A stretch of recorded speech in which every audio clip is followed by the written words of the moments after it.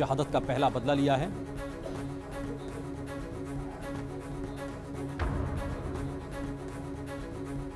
और all India anti terrorist के chairman Maninder Singh जीत बिट्टा हमारे साथ जुड़ गए। बहुत बहुत स्वागत है बिट्टा जी आपका। एक 5 दिन में 45 जवानों की शहादत और अब उसके बाद हिंदुस्तान ने शहादत का ये पहला बदला एक तरीके से कहा जाए। 2 जैश के आतंकियों के ढेर होने की खबर आ रही है। आपकी पहली प्रतिक्रिया सर? पहली बात तो ये है कि आप लोग या हम लोग इतने इमोशनल एकदम क्यों हो जाते हैं? बदला ले लिया क्यों इमोशनल हो जाते हैं? हम अपने आप को बदलें, आप अपने आप को बदलें, देश की जनता को बताएं। सवाल सरकार या ना सरकार का नहीं है कि 45 जवान शहीद हुए क्यों।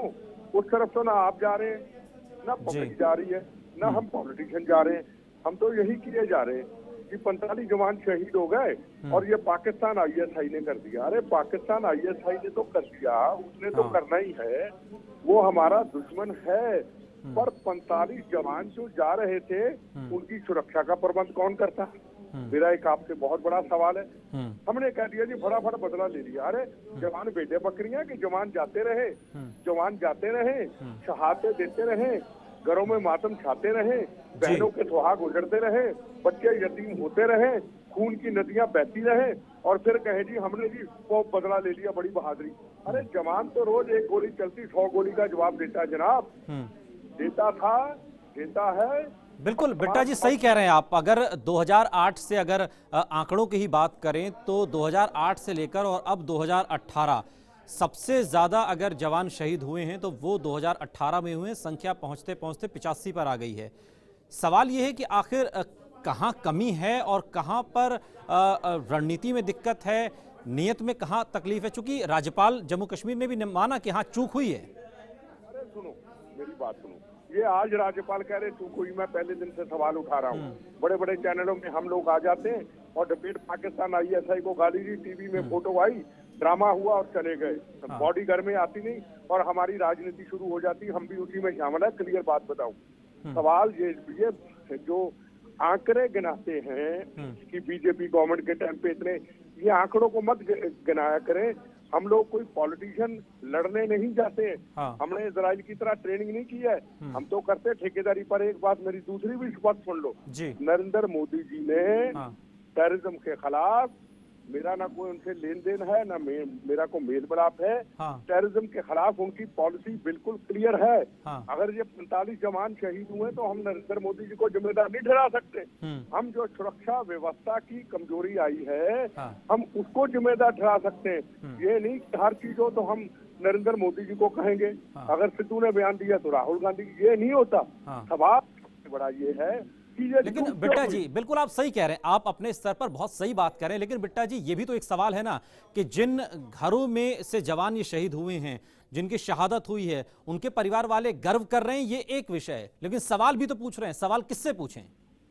नहीं, मैं आपको बिल्कुल कहता हूँ, सवाल सबसे बड़ा ये है कि जब लड़ाई चलती है, जब जंग चलती है, क्योंकि ये देखो पहले क्या था, जवानों के सिर कटते थे तो उसके बाद क्या होता था, मुशर्रफ को बुलाते थे, जवानों की शहादत होती थी, पाकिस्तान के साथ खाने पीने की बातें होती थी।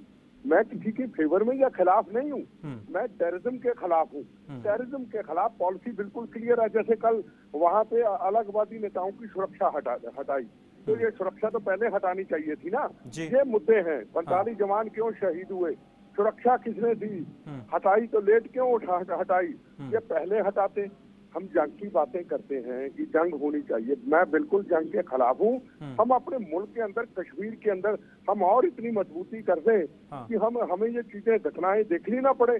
मुद्दा ये उठाइए आज आप कि 45 जवान हमारी क्या सुरक्षा व्यवस्था की गलतियों के कारण शहीद हुए। मुद्दा इस वक्त ये है। नहीं बिट्टा जी, जो शोक में डूबा हुआ परिवार है जवानों का जो शहीद हो गए हैं, वो ये भी सवाल कर रहे हैं कि हमें गर्व तो है और जवानों की शहादत पर हमेशा गर्व होता है, लेकिन युद्ध में अगर जवान शहीद होते हैं तो वो गर्व करने की बात अलग होती है। बिना युद्ध के जवान शहीद हो रहे हैं। मैं इन परिवारों से जुड़ा हूँ। सुनिए, कोई गर्व वाली बात नहीं है। उसका सबसे बड़ा कारण है, गर्व हमें उस दिन होगा जब 15 दिन के बाद हिंदुस्तान के पॉलिटिशियन, उस डिस्ट्रिक्ट के पॉलिटिशियन, उस स्टेट के पॉलिटिशियन अपने कार्यकर्ताओं को कहेंगे कितनी देर तक उनका जीवन है वो उनकी देख रेख करते रहेंगे। अरे ये तो मेले टेम्परेरी हैं, अरे ये तो भीड़ भड़का टेम्परेरी है मेरे भैया।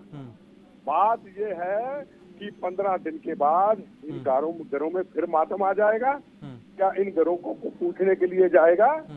देखो ये स्पष्ट बात, क्लियर बात मैं करता हूँ बिल्कुल आपको, जो मेरा अनुभव है। जी जी। ये आप राजस्थान के इतने गांव है देखिए, जहाँ पूरे गांव के गांव हाथों से जुड़े हुए हैं। क्या उनके घर में को पूछने आता है? क्या उनके बच्चों को नौकरी देता है? उनको दर दर भटकना पड़ता है जनाब। 15-20 दिन, महीने, 2 महीने के बाद मैं रोज देखता हूँ ये भीड़ को देख के या इस सैलाब को देख के।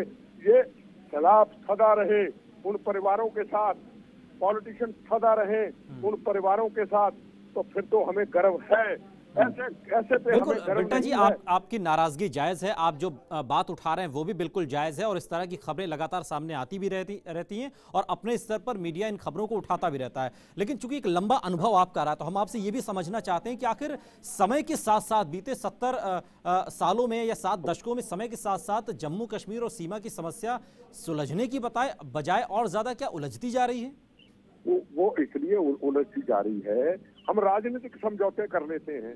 आज महबूबा मुफ्ती हमें गाली दे रही है, आज महबूबा मुफ्ती कह रही है कि अफजल को फांसी नहीं होनी चाहिए थी, फांसी हुई तो उसका जो भी हड्डियां विड्डियां जो भी हैं वो हमें वापस दे दो। उसी मुफ्ती के साथ बीजेपी का कंप्रोमाइज था। तो ये तो दूर से सोचना चाहिए था ना। अब इलेक्शन आने वाला है, 15 दिन में आप क्या कर लोगे भैया? हमारी राजनीतिक मजबूरियां जो हैं वो हमें तबाही के रास्ते पे लेके जा रही हैं। आतंकवाद के ऊपर राजनीतिक मजबूरियां नहीं होनी चाहिए। प्रथम राष्ट्र, लेकिन बेटा जी मौजूदा सरकार तो इस बात को भी कहती है ना कि गोली और बोली तो एक साथ चलेगा नहीं, गोली बंद हो फिर बोली शुरू होगी। सवाल है कि आज जिन्होंने सुरक्षा हटाई, ये पहले क्यों नहीं हटाई? ठीक है, मेरा सवाल है। गाड़ियां, कोठियां, करोड़ों रुपए हमारे आपके खून पसीने का, पब्लिक का पैसा दी दिया, क्यों नहीं? मैं सहमत नहीं हूँ कि 2 आतंकवादी मार दिया जी उन्होंने, बहादुरी। अरे 45 शहीद तो हुए, क्यों शहीद हुए 45? हमारी गलती से हुए।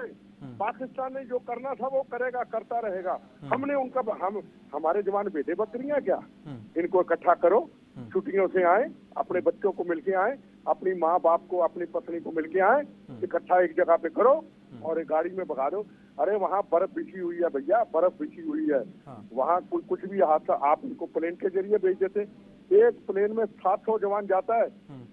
जब बरान बानी का हमला हुआ था, अटैक हुआ था, तो दिल्ली से एक ही टाइम के ऊपर आपको ये सच बता दें 8,000 जवान पहुंच गया था। तो अब क्यों नहीं? क्यों नहीं? जब वहाँ बर्फ, आप मुद्दों से मत बचको। आप, हम पॉलिटिशियन को एक बात समझ लो, हमें कोई जानकारी नहीं होती, हम कोई अनुभव वाले आदमी नहीं होते।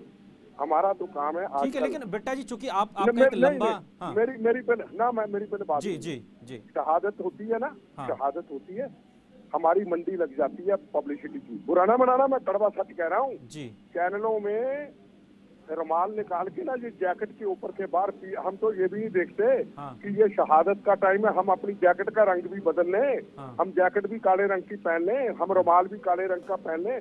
कल परसों देख रहा था बड़े बड़े सीनियर लीडर रेड कलर की जैकेट पहनी। ये हमारी तमीज है, ये हमारे एटिकेट्स हैं। बिल्कुल बेटा जी, आपकी नाराजगी अपने स्तर पर जायज है, आप सही बात कह रहे हैं, लेकिन फिर भी चूंकि बात छिड़ी है तो फिर दूर तक जानी चाहिए। अब बिहार में जब रैली में प्रधानमंत्री मोदी ने कहा इस बात को कि जो गुस्सा आपके दिल में है वो गुस्सा मेरे दिल में भी है और सेना को हमने खुली छूट दे दी है। अरे सुनो, कौन सी खुली छूट दी है? लिख के दिया? कहने से खुली छूट नहीं होती जनाब। कल सरकार कौन सी होगी, परसों किसकी होगी, चौथ किसकी होगी, यह बदलता रहता है। जब जवान खुली छूट का ऑर्डर लेके लिखे बगैर जब जाएगा ना, तो उसको अब जेलों में जाना पड़ेगा। पंजाब के देखो कितने ऑफिसर जेलों में है, मणिपुर में सीआरपी के कितने जवान थे कुर्बानी दी, जिन्होंने लड़ाई लड़ी, वो जेल में है, केस लड़ रहे हैं। पूरे देश में केस लड़ रहे हैं, छत्तीसगढ़ में, झारखंड में जवानों के ऊपर केस बन जाते हैं। महबूबा मुफ्ती ने कितने केस बनाए, गोगोई की मिसाल आपके सामने है। उसने देश को बचाने के लिए, पब्लिक को बचाने के लिए टेररिस्टों को अपनी जीप पे बांधा, उनको कोर्ट मार्शल कर दिया गया। वाई लिख के दो, जितने भी देना लिख के दो कि हम लिख के ऑर्डर देते हैं, जो पत्थर जलाएगा गोली मारने की जरूरत हुई तो मारेंगे भी, ये नहीं मुंह से कह दिया और उसके बाद जवान जेलों में भटकते रहे और उनको पूछने वाला भी कोई ना हो। ये कड़वा सच है जनाब। बिल्कुल बेटा जी, एक और सवाल थोड़ा सा तीखा लग सकता है, लेकिन क्या समस्या हमें पाकिस्तान से ज़्यादा बड़ी है या अपने जम्मू कश्मीर में ही ऐसे तत्व इतने बड़े हो गए कि उनसे निपटना पहले ज़्यादा ज़रूरी है? सबसे बड़ी जरूर बात है कि आपने पीछे 4.5 साल में देखा होगा, जम्मू कश्मीर और पठानकोट की घटना और श्रीनगर की घटना के बाद पूरे हिंदुस्तान में एक भी आतंकवाद की वारदात नहीं हुई।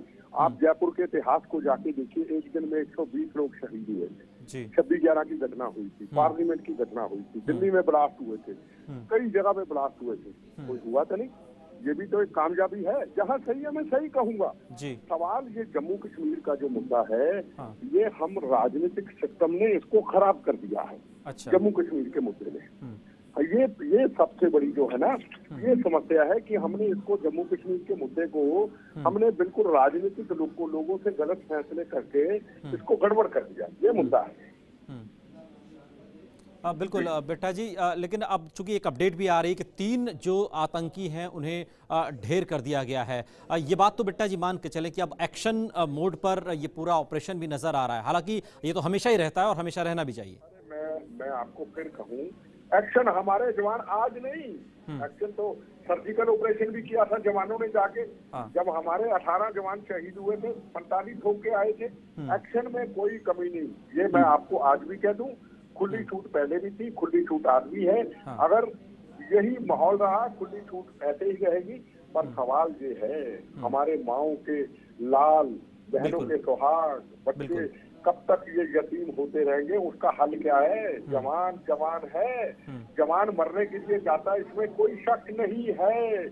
मरने के लिए जाता है, शहीद होने के लिए जाता है, मौत का कफन बांधता है। लेकिन बेटा जी, बिल्कुल बेटा जी, आपकी बातें सही हैं अपने स्तर पर। आप बहुत बुनियादी बात उठा रहे हैं, एक आम इंसान की आप बात उठा रहे हैं, एक आम दर्द को आप उठा रहे हैं। लेकिन फिर भी बेटा जी, आपके अपने अनुभवों से अगर हम समझने की कोशिश करें तो जो कश्मीर की समस्या है, चाहे आतंकवाद की समस्या है, बातचीत तो हो नहीं रही है, युद्ध समस्या का समाधान नहीं है, क्या कोई और भी विकल्प है? मुझे एक चीज बताओ, क्या पंजाब में खालिस्तान हमने बनने दिया था? मेरा आपसे सवाल है। क्या चीफ मिनिस्टर में हमने केपीएस गिल ने पंजाब में खालिस्तान बनने दिया था? नहीं बनने दिया ना। बिल्कुल। हमने को कंप्रोमाइज नहीं किया ना। पंजाब हिंदुस्तान का हिस्सा है, पंजाब हिंदुस्तान में रहेगा। इतने साल बम गोलियां, 36,000 बेगुनाहों का खून हुआ। एक ही डिसीजन था, गोली मारो, आग लगाओ, राख इनकी दरिया में फेंको। और क्या हुआ? पंजाब को अमन शांति हमने दिया। पंजाब में आतंकवाद देने वाले भी हम राजनीतिक लोग थे और समाप्त करने वाले भी हम राजनीतिक लोग थे। जब हमारी राजनीतिक इच्छा शक्ति मजबूत हो जाएगी तो आतंकवाद वहाँ भी समाप्त होगा। वहाँ तो वेलियां खा रहे हैं, आपके खून पसीने का कमाई से ये मौज ले रहे हैं। बड़े बड़े पैकेज दिए जाते हैं, इनको सहूलतें दी जाती हैं। दिल्ली में आते हैं, इनको बुलेट प्रूफ गाड़ियां मिलती थी अलगवादियों को, तो उनको वो तो मौज करेंगे ना जी। उनको जब टाइट किया जाएगा, जब पहले ही टाइट कर देते तो आज ये हालात ही ना होते।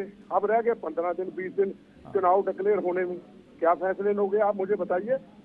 और ये सिग्नल है, याद रखना, ये बहुत बड़ा सिग्नल है कि ये जो हमला हुआ है, इलेक्शन आ गई तो बहुत बड़े हमले हो सकते हैं। चलिए, बड़ी बात मनजिंदर जीत सिंह बिट्टा जी कह रहे हैं। शुक्रिया इस तमाम बातचीत के लिए, जानकारी के लिए।